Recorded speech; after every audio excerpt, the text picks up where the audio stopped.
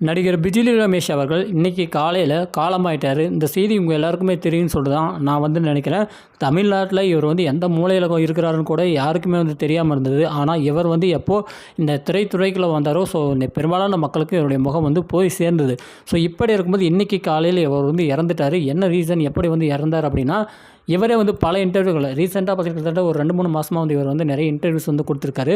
அந்த இன்டர்வியூவில் பார்த்தா அவரே வந்து சொல்லியிருக்காரு, நான் வந்து தவறான ஒரு பழக்கத்துக்கு வந்து அடிமையாயிட்டேன். அதனாலேயே என் உடலை வந்து நான் வந்து பார்க்காம விட்டேன். என் உடலை பார்த்திங்கன்னா நான் வந்து ஒரு கட்டுக்கோப்பாக வச்சுக்காம விட்டேன்.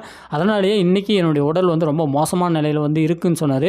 என்ன அப்படிப்பட்ட தவறான பழக்கத்தை வந்து பண்ணார் அப்படின்னா, அதிகப்படியான குடி. தன்னுடைய குடும்பத்தை பற்றி கூட கொஞ்சம் கூட அக்கறை இல்லாமல் அவர் வந்து என்ன பண்ணார் அப்படின்னா, அதிகப்படியான குடியை வந்து குடித்ததுனால அவருடைய லிவர் எல்லாமே வந்து டோட்டலாக வந்து டேமேஜ் ஆகி இன்றைக்கி வந்து இறந்து போயிட்டார்.